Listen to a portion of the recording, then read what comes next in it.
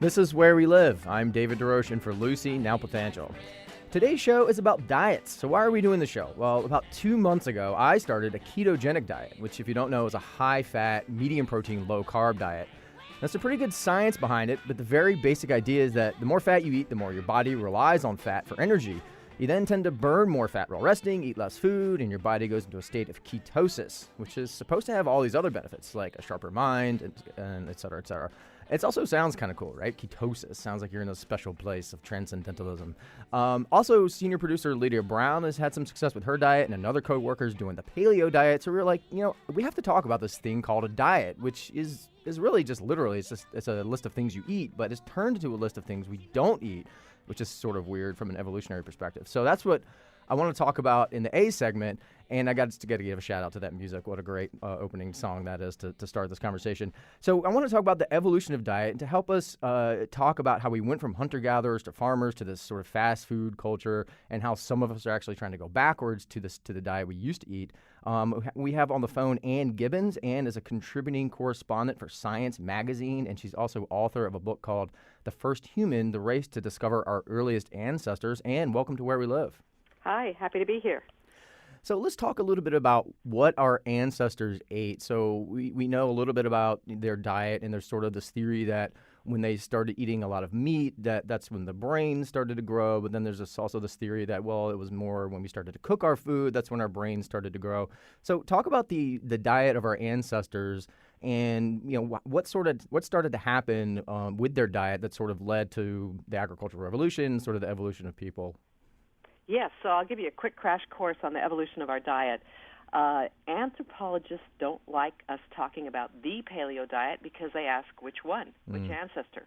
Are we talking about our Paranthropus ancestor that ate mostly grass? Or are we talking about Neanderthals? Which ancestor and where? Because just a little background, until about 100 years ago in most places, and still in many parts of the world, people usually don't get enough calories to eat. So they've got to eat anything and everything they can to survive. So that would end up being in different habitats and different environments. That means you eat very different foods. So if you're living on the seashore in Indonesia, mostly in the water, traditional people there will eat lots of seafood and seaweed. If you're living in the tropical forest, lots of fruits. So you probably get my point that you're going to eat different things depending on what's available for calories. And you're going to be nomadic, moving across the environment until we had agriculture 10,000 years ago.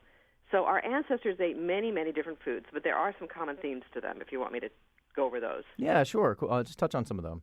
Yeah, so basically, a lot of people think of a caveman diet as being lots of meat. The antelopes kind of wander out in the savannah, and they're just there everywhere waiting for you to bonk them on the head with a stone tool, as one of my sources said. And then, maybe they also get a few tubers and other things like that.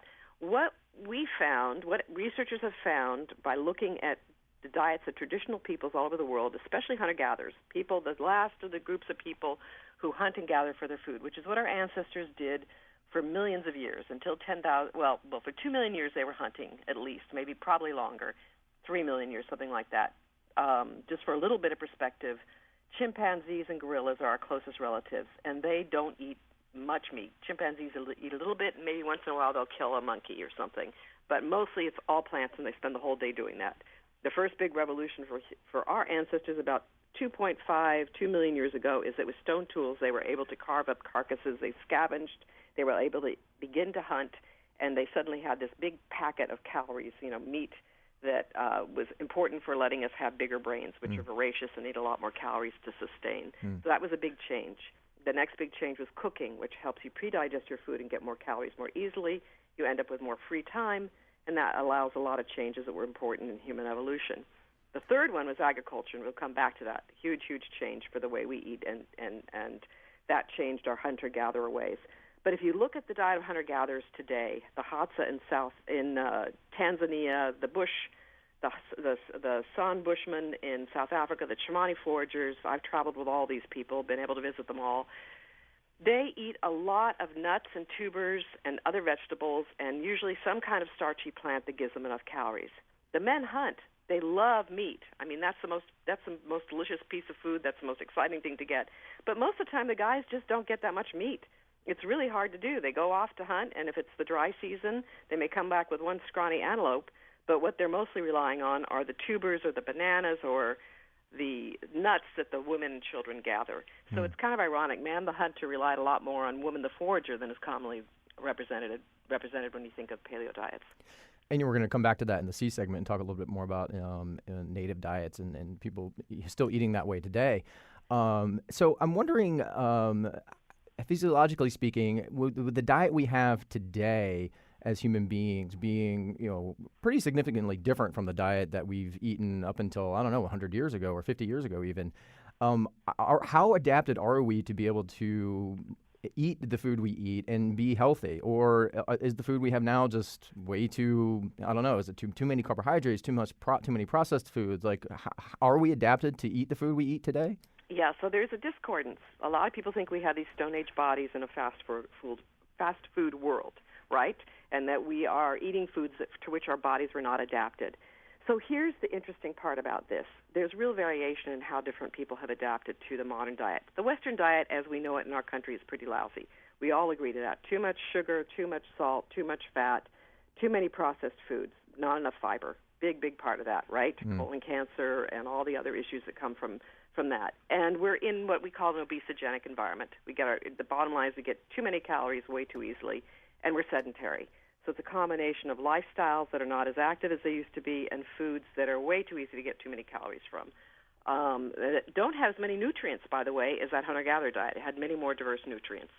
So when we moved to agriculture 10,000 years ago to 8,000, 6,000 years ago, all over the world, agriculture was invented in many places, so many different cultures adopted it. We moved to a lot more grains, and the diet was less diverse and less healthy at that point, partly because we also settled down with our domestic animals, which allowed the development of diseases like flu and TB and all sorts of things. So it was it was bad for our bodies initially, but it allowed us to have more children rapidly. The food security of getting more calories reliably was adaptive. Natural selection favored that, so agriculture spread rapidly. What happened along with that is there were some genetic changes. We ended up with new genes for lactose tolerance, getting the sugars out of milk, genes for digesting starch. The amylase gene is one of them, and people in different populations have different copies of that. But also our gut bacteria adapted. So people whose ancestors were farmers for a long, long time, 10,000 years, probably have a better time adapting to the Western diet now. If your ancestors have been eating this kind of food longer, even our dogs have adapted. There's a lot of information that dogs are now eating gluten, right? Their guts have adapted to gluten. So depending on where you're from, the people who are hardest hit when they switch to the Western diet are people in traditional cultures that get it quickly, like the Chamani foragers in Bolivia, or the Mayans in Mexico, or in India, people who suffered famine 100 years ago and had very efficient bodies and were eating lots of vegetarian diets. When they suddenly go to all the Western fast food and chicken and everything like that, they end up suffering the metabolic syndrome, which is diabetes, heart disease, all these dietary problems. So it's harder on them. So there's variation in how people respond to this diet.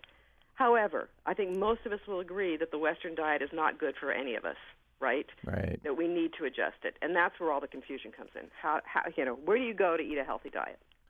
And this idea that certain people have evolved gut bacteria to digest certain things over time. Most Westerners probably would not know whether where their family came from and where. They have an idea, but they might not know their family history. And so, how do people really get to know what's sort of the ideal? Maybe this is a question we're gonna bring up in the B segment, but maybe you have also talked about this in some of the research you've done. But how can people know? What diet is good for them? Is there a universal good diet, or is there something is it specific to individuals? So I'm a real fan of people like Michael Pollan and Marion Nestle, who don't make healthy diet very complicated. I like the Mediterranean diet. I think that if you look around the world, one thing that you find in every diet, except for the Arctic people, and we can come back to that, is lots and lots of plants and vegetables. A real base, pulses, legumes, foods that have lots of fiber, diverse nutrients, and some meat. Meat's not a demon. I don't really believe in demonizing certain foods. You can have some sugar, some fat, fat, definitely, good fats, olive oils, foods like that. And in fact, there's a funny story about fat. One of the anthropologists that I interviewed, Alison Brooks, was with a Kung San in South Africa, and her grad students were sitting there thinking about, oh gosh, I miss pizza, I miss this, I miss that. They were in the field, And they turned to the Kung guy and said, "What do you miss?" And he said, "Oh, I'd really like a big piece of fat that drips down my chin." You know? So humans really crave fat. Right. It's all in moderation, though. I think, you know, I mean, we all know this is not all that complicated. It's very much that Michael Pollan message of, you know, eat real food, not too much, mostly plants. And I think that is a really good prescription, and it's not all that complicated.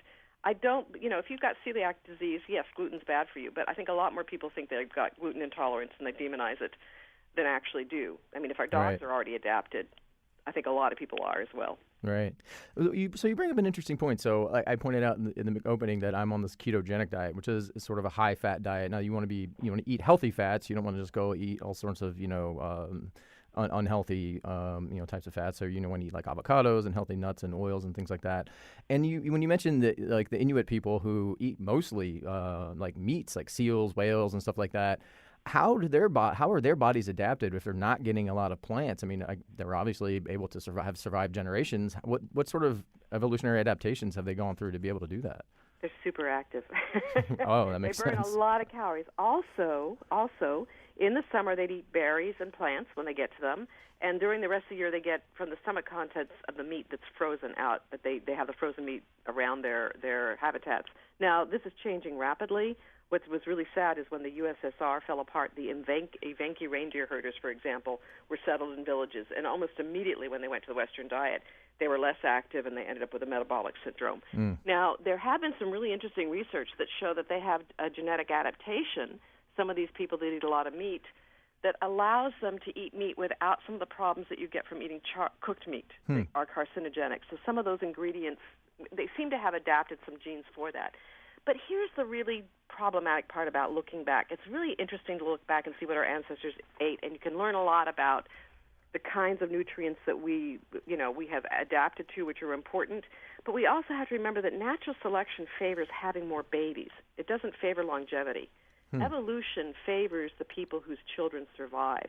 That doesn't mean it favors adaptations that mean you live the longest.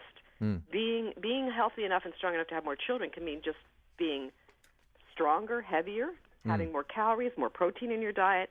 It doesn't necessarily mean that's going to be the best thing for your heart and for your brain for longevity. That's a different goal, and I think that's really important to remember. So looking back over time, and people were just so much more active. Now, the fourth big thing actually that happened that really I think has ruined our diet is, agriculture initially meant people still had very active lifestyles. The Industrial Revolution is what really did us in. We went to milling grains in ways that we didn't get as many oils out of them. You probably know that. Not as many of the omega fatty acids are in the grains that we eat. Right. The food industry is thinking more about taste and adding more sugar and salt than they are worrying about what's healthy for us. So I want to talk a little bit about psychology, because it seems like when the Industrial Revolution happened, in all these sort of prepackaged foods start coming out, and the marketing, well, hey, this is easier. It's not going to take so much of your time to be in the kitchen. And the evolution of the psychology of food from, I guess, like World War II era to where we are is really fascinating to me. Like, my grandmother used to take a can of tuna fish and make it last for 5 sandwiches because, she was a product of the World War II generation, and, food was scarce. And so scarcity, when you had plenty, you really made sure that you distributed it all and everybody consumed. And that sort of mentality translated to my mother. And so when I was growing up, it was always like, clean your plate, and if you don't eat all your food, because like food is scarce around the world. And so now I have this mentality, and my fiance is always giving me crap about it because I'm always like, I have to finish my plate. She's like, no, you don't have to finish the whole thing. So I'm wondering about like sort of the evolution of plenty and how that's sort of had an impact on not what we eat, but how much we eat.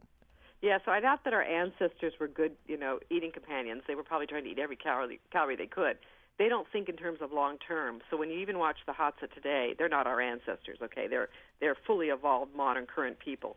But when they eat, hunter-gatherers, they eat the whole carcass, eat the whole thing. They stuff themselves with whatever they bring home. And they don't think about storing food because they don't have refrigerators and ways to store it.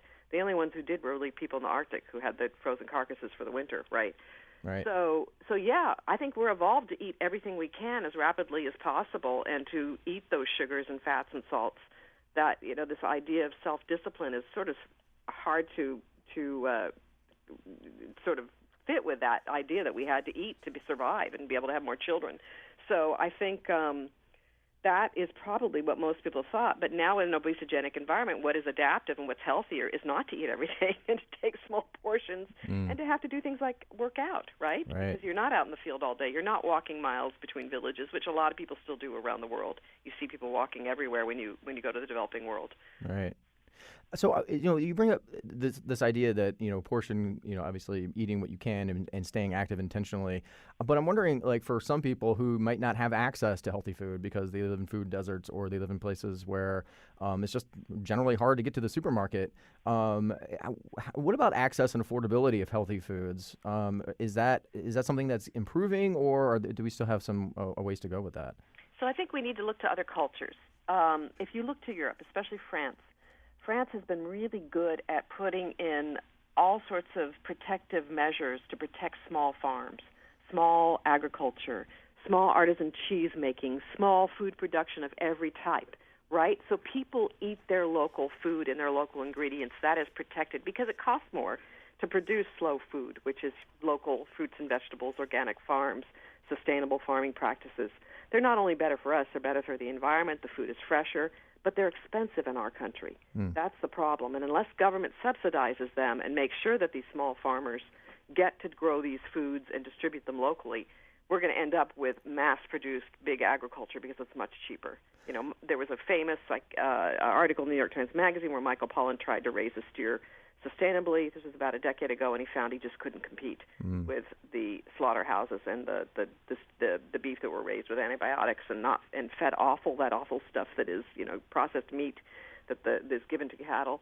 So they need antibiotics because they have diarrhea all the time. So good, sustainable, slow food practices are great, but we do need to have some government subsidies like in France or other countries that do that. The other thing that gives me hope, though, is there is a voluntary sort of wonderful trend. I think across the country, people are going to farmers markets more. Alice Waters and people like her have started great programs in schools where children have farms and grow the foods and eat them at lunch. That is very much like in Europe, in France, where the kids get wonderful meals at lunch and eat all sorts of interesting dishes and get used to them at a young age. So part of it's habit. It's introducing our children early in schools and through nutrition programs. I've always felt like a healthy habits kind of part of the curriculum should be introduced for children. Well, Ann, I could probably talk to you through an entire hour, but unfortunately we have to take a break. I've been talking with Ann Gibbons. She writes for Science Magazines. Today's show is about diets and food. How did we get to where we are today? There's a lot to digest, that's for sure. See what I did there? Today will be a day of puns if I can get away with it. Send your questions and your favorite food pun our way. I'll see if I can squeeze it into the show. You can join the conversation, 860-275-7266. Find us on Facebook and Twitter at Where We Live. Thanks, Ann, for joining us. Thank you. My pleasure.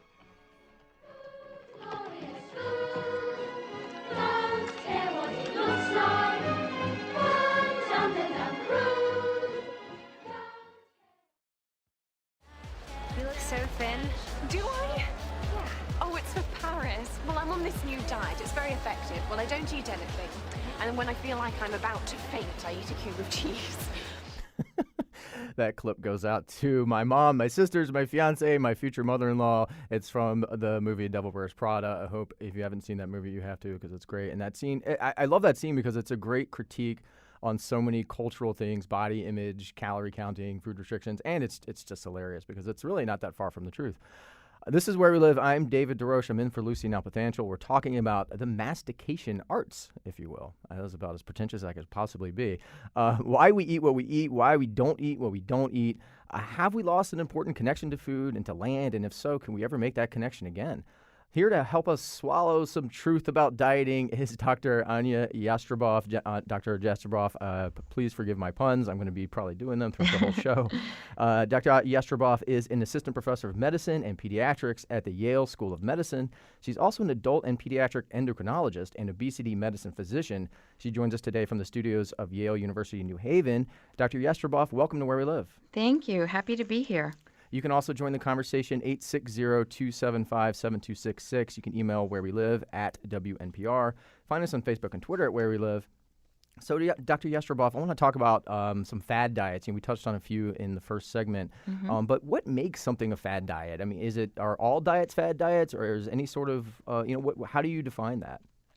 It's an interesting question. I mean, diet in and of itself is just basically what we eat habitually, whether as an individual or as a community. To diet, the verb to diet, is the actual practice of restricting certain types of food or limiting the amount of food that we eat. So, really, a fad diet, or what we perceive in society as a fad diet, is specifically choosing something to restrict. So, for example, in ketogenic diet, you're obviously focusing more on eating protein, fat, rather than carbs. So you're restricting carbs or eating different types of carbs. Um, over time, there's many different fads that kind of go through, and they tend to repeat themselves. So, for example, right now, there's definitely a focus on whether it's ketogenic, paleo, if you look back, and restricting sugar. And if you look back over time, in the 1970s, the idea was that sugar was bad. In the 1980s, it was that cholesterol was bad. In the 1990s, it was fat. And then more recently, carbohydrates and sugar again. So we kind of go through these cycles of deciding that one macronutrient or one component of our diet is not healthy for us, and we choose to restrict that. And so in some ways, that could be perceived as a fad diet. And was as researching this for the show, and came across some really interesting ones like the cabbage soup diet, which seems to be making a resurgence, and also the tapeworm diet, which has not made a resurgence, and hopefully it never will. But are these diets effective? I mean, people do seem to lose weight, but I guess the problem is once they lose the weight, keeping the weight off in the long term seems to be the struggle. So, I mean, are they effective at losing weight? But can they be effective in the long term? Fad diets. Yeah, so that's a really, really great question. And there's been research and studies looking at which diet is a good diet, or even which fad diet may be a good diet. And you hit the nail on the head when you said sustainability or maintenance, weight loss maintenance. So many people go on these because it's easier to choose one or two components of food that are the bad, the evil, and just not eat that, and do that for a short period of time. And the problem is that if you do that rather than focusing on what I try and focus on with my patients, which is healthy eating of whole foods and some of the things you touched on with Anne, people are not able to sustain that long term. So if you look at the studies that actually compare which diet may be, quote, the best or the ideal diet, there really isn't an answer. And what really looks to help people maintain and sustain weight loss is what they can adhere to. So, for example, some people may be able to adhere to eating certain types of foods more than others. But if, for example, you crave carbohydrates and you choose to follow a low carbohydrate diet, it may be very difficult for you long term. You could do it for a few weeks, potentially even a few months, but when you transition back to eating what you used to eat before, because you're not able to sustain that restriction, you gain back the weight.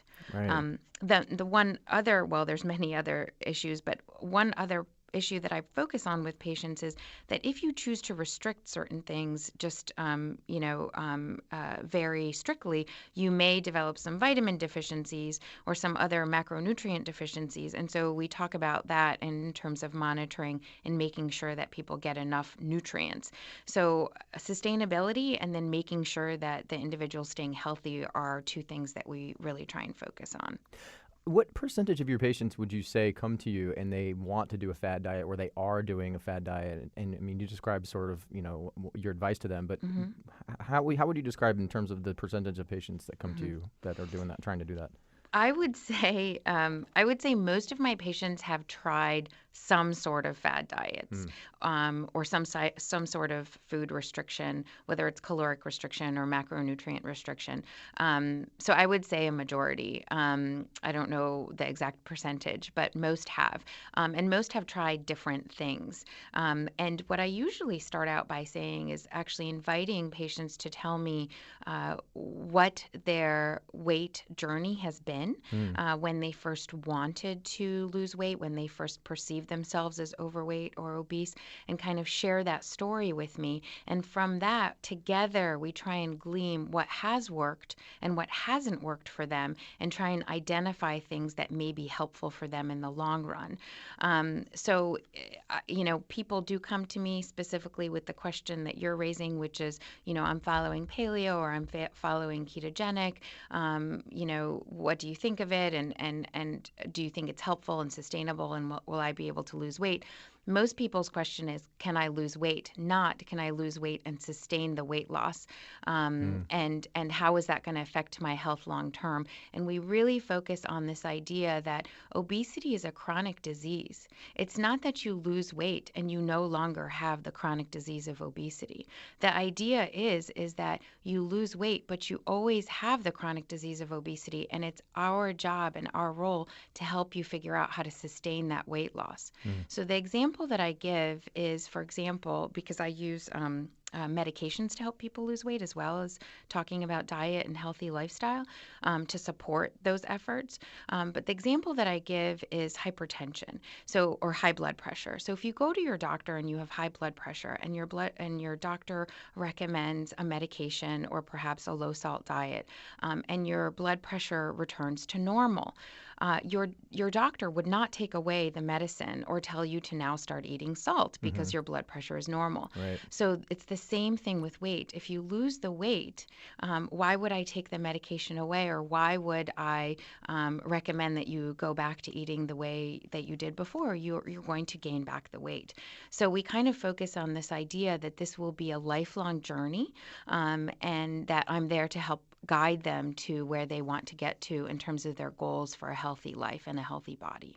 Right. One of the things that I consistently come across when I'm reading about this stuff is sort of for long-term weight loss or long-term maintenance, it's about developing habits, like better habits, and breaking old habits. And I feel like that's sort of a problem I have. I want to just mention a Facebook comment from Tracy. Tracy tells us on Facebook, she says, I'm currently doing Whole30. I'm trying to pinpoint a particular issue, namely inflammation. I was hoping to lose weight in the process, but I don't think I've lost much, if any.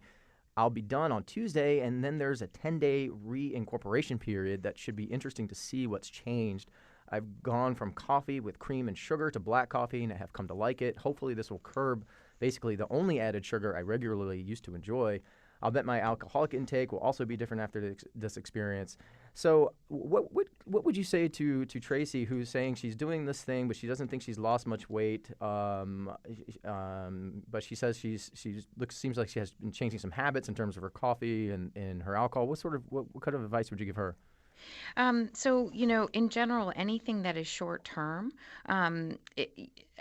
I don't necessarily, you can try it, of course. Right. And say, for example, she did notice a lot of differences and felt different, felt like she had more energy, and certainly focusing on reducing as much added sugar as you can often helps people in the long run, because their cravings may change and things like that.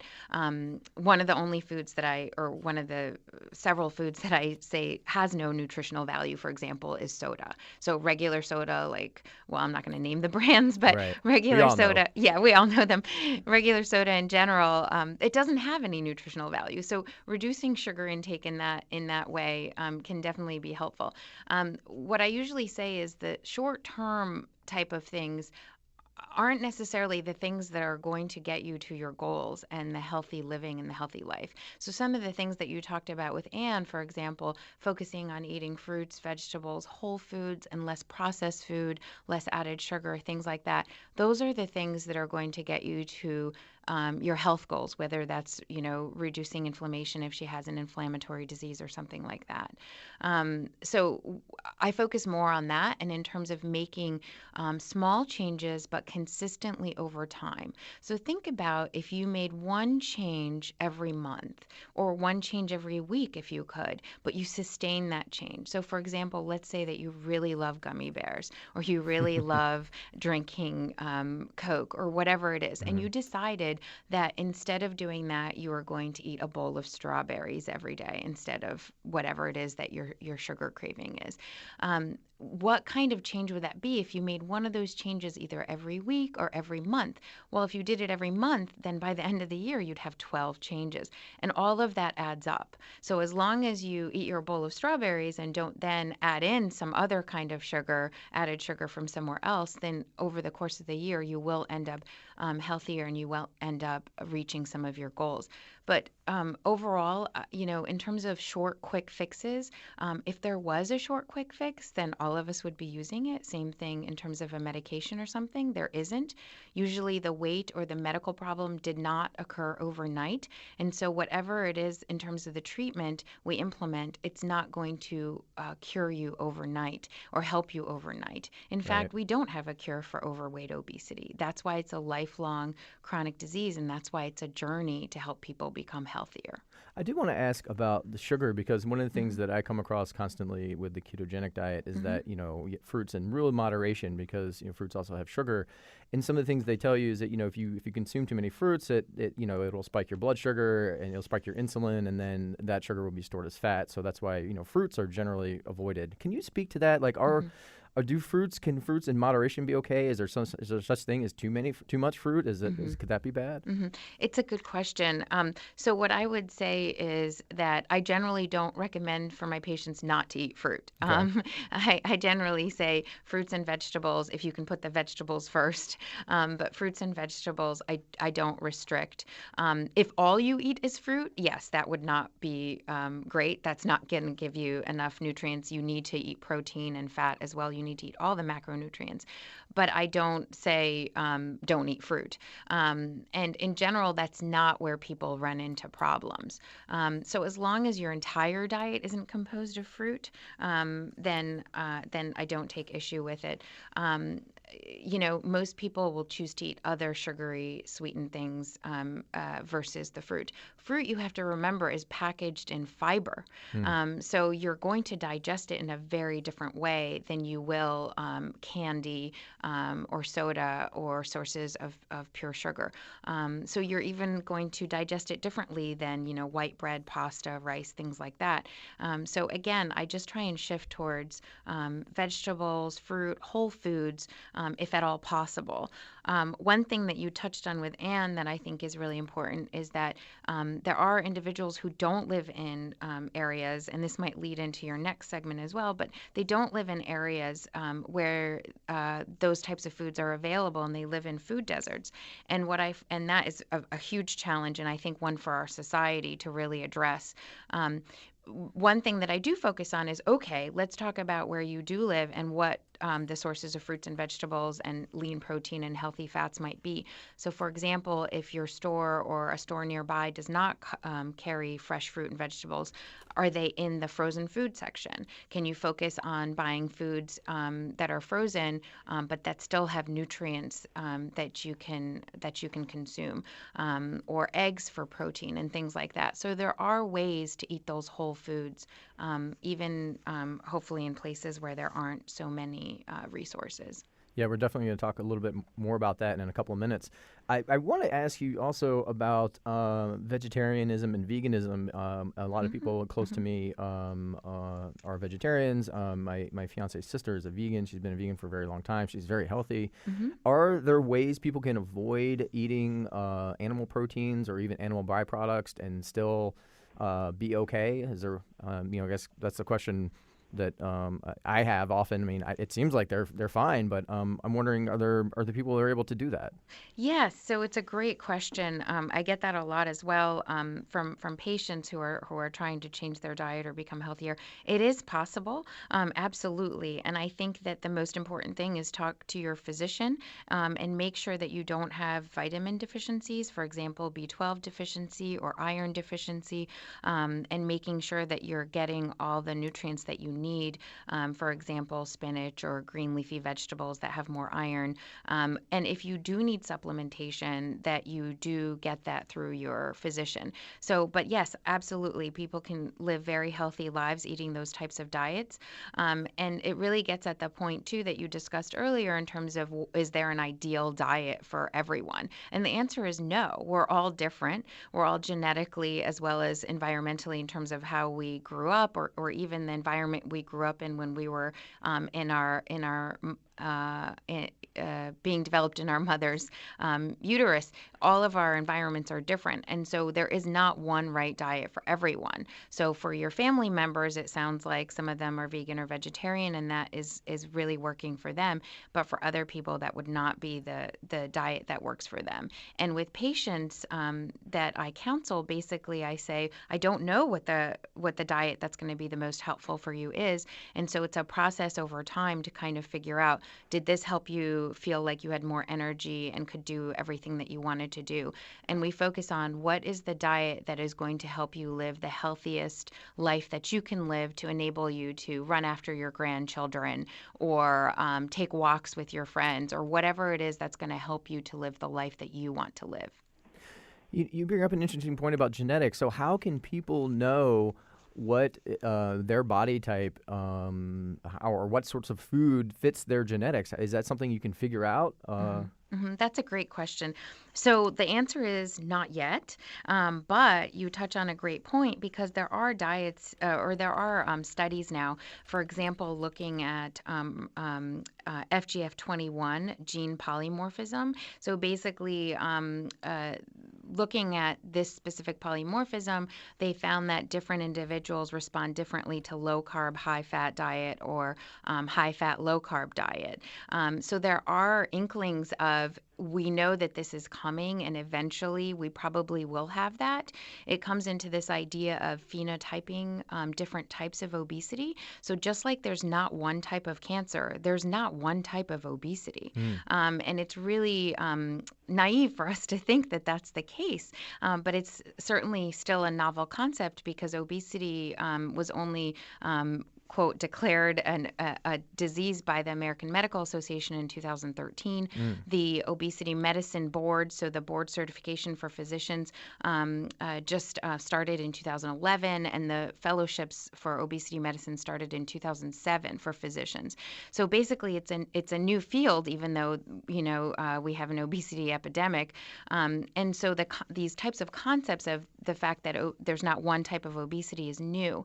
And so what we're trying to do within research and what researchers are focusing on is trying to phenotype different types of obesity. And that will certainly involve genetics to help figure out what types of diets work for different individuals, as well as other factors. So what type of phenotype is different in terms of behavior, craving? Do you eat more because you're tired? Do you eat more because you eat a certain type of food or you crave a certain type of food? And all those types of things will hopefully be figured out within years to come as we're going forward. So that's a great question.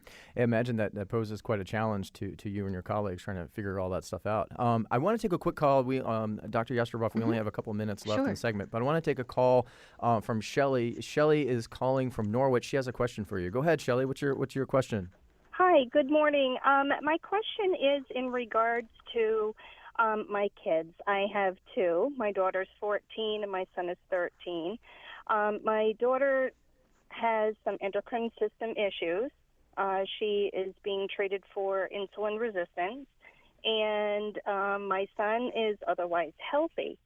My question for you is this. They have been raised each eating the same type of foods, each encouraged to exercise regularly. I've always strived to feed them healthy foods. Obviously, sometimes they will eat, a treat or two or whatever. But I'm just wondering as to why one child would be so affected and the other would not be. Great questions, Shelley. Thank you so much for that. And your daughter is 14, is that right? Shelley, you there? I'm not sure if I can hear Shelly, but Oh, I am. I'm here. Shelly, your daughter is 14, is that correct?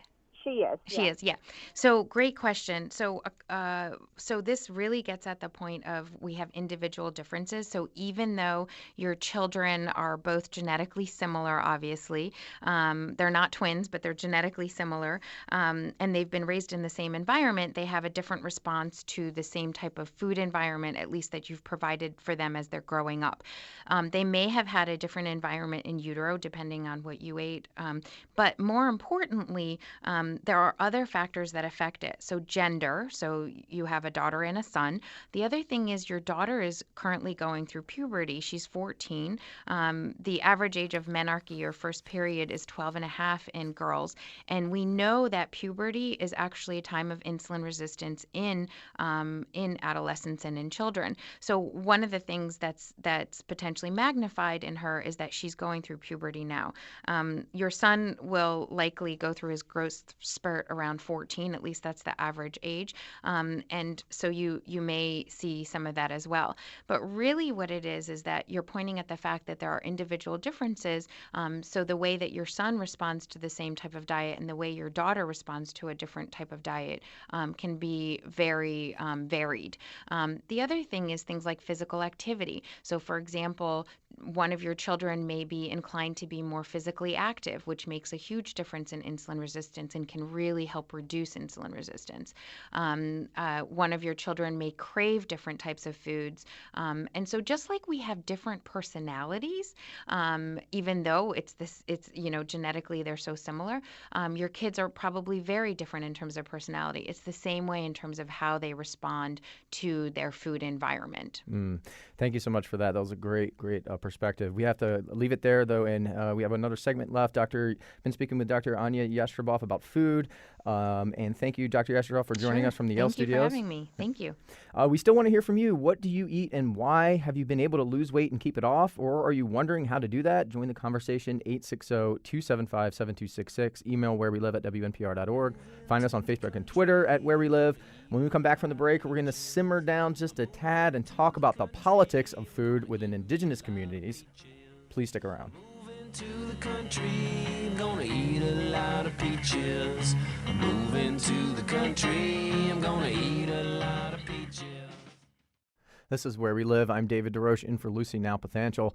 I'm going to bring someone into this conversation whose experience highlights not only how disconnected Western society food often is, but how its food values are often pushed onto other people and how that can be especially harmful to the health and culture of indigenous peoples. So joining us by phone to talk about this phenomenon is Ade Briones. She is Director of Programs for the Native Food and Agriculture Initiative at the First Nations Development Institute. She is Cochiti and Kiowa. Ade, welcome to Where We Live. Thank you for having me. It's a pleasure. And also join the conversation, 860-275-7266, email wherewelive@wnpr.org, or find us on Facebook and Twitter at Where We Live. There's a chance we might not take your call because you only have about 9 minutes to spend with Ade, and we really want to get into her story. Ade, you were raised on a Cochiti Indian reservation in New Mexico. Just describe what life was like for you growing up on the reservation. Absolutely. So Cochiti is in central New Mexico, and as you can imagine, most of the community is located in very rural parts of New Mexico, so it takes about 1 hour to get to the nearest grocery store. There's about 800 people, very close-knit community, very culturally strong, and very familial ties are very important. Growing up, I think I had the typical diet of any Indian kid of the time, which was a mash of government food subsidies and what little traditional food sources we had left. So it was it was like your first segment.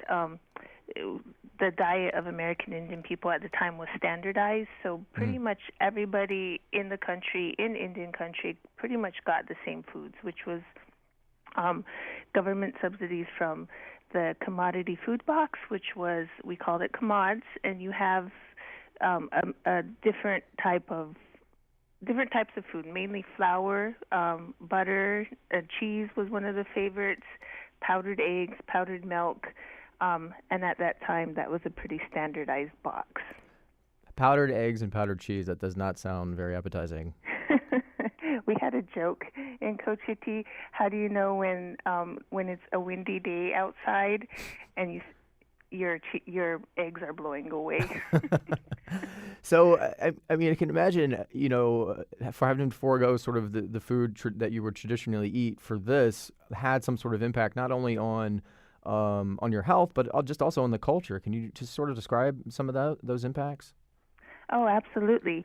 So when you disconnect the people from the land, you not only change their diet, but you change their social structures. And so in our community where we were basically subsistence farmers for eons of generations, where our whole world was based on cultivating and the ceremonial calendars based on going outside and planting or going outside and preparing for planting, that it's devastating to lose that. And so you have a lot of social reactions within the community once that happens, and then you layer that on top with a change in diet, and you'll have very quick changes in how not only people eat but how they interact with one another. And it takes a community and a culture quite a long time to figure out how to adjust. If it changes at a rapid pace as it did in my community, it was a period of 5 to 10 years where the changes happened almost all at once. Wow. And so right now in our community, it's been about 30 years since we've seen that change. Now we're really trying to figure out how to return to some of those original lifeways, and our youth are struggling. You look in the environment today, and any American Indian youth is going to have the same influences that other mainstream American youth have. You have the internet, you have TV, you have iPhones, and it takes you further and further away from the land and from those original lifeways. So not only do we have our history and that disruption to deal with, we have modern influences. And so it makes it really hard for a community to return to some of the most important lifeways where we learn culture. And one of the things that seems to consistently pop up as indigenous peoples have been sort of either forced or for just out of necessity to take sort of a Western diet on is sort of this increase in inflammation, diabetes, all sorts of conditions that never existed before. How has this change in diet affected the health of your community? Well, you can definitely see the change in my own lifetime. You look at pictures of my grandparents or even of my parents, and they're very fit, they're very healthy, and part of the reason for that was the diet and that they were doing physical labor for the land. They were actually cultivating their own food, going out at 5 a.m. in the morning to go weed and hoe, and there was just a lot of physical activity surrounding our foods. And to see that decrease in physical activity, to see the change in diet, like physically I can see it. I'm not a doctor, and so I really can't diagnose the changes, but you can definitely see it in my own lifetime, which is a period of like from 10 to 20 years. But I think the most important part of that, it's almost become a lifestyle, a typical common like body type now, and part of that comes from the standardization of our diet, and a lot of it has to do with where we source our food, and a lot of it, because we're in rural communities, comes from outside resources like the federal government. Right. Well, we could talk to you for another half an hour on this, but unfortunately we've run out of time. We do want to keep this conversation going, though. If you are on Facebook and Twitter, find us at Where We Live. Ask your questions. Hopefully a day, maybe you can join us on the social media platform. Ade Briones, she's Director of Programs for the Native Food and Agricultural Initiative at the First Nations Development Institute. Thank you so much, Ade, for joining us. Thank you. I'm David DesRoches for Lucy Nalpathanchel. Where We Live is produced by senior producer Lydia Brown and producer Carmen Baskoff. WNPR's executive producer is Katie Tolarski. She's also been running the boards today. Check out WNPR.org/where we live for more about the show. Thanks so much for listening.